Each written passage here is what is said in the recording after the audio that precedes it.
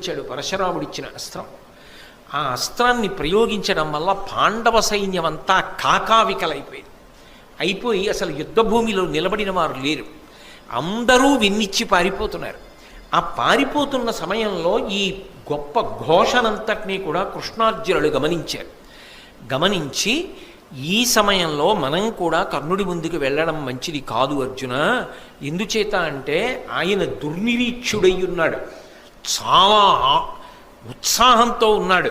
ఇటువంటి సమయంలో మనం ఎదురుబడితే కర్ణుడి యొక్క వీర ప్రదర్శనమునందు తట్టుకు నిలబడగలమన్న నమ్మకం తక్కువ, కాబట్టి కొంతసేపు అసలు కర్ణుడి ముందుకి వెళ్ళద్దు అన్నాడు కృష్ణుడు.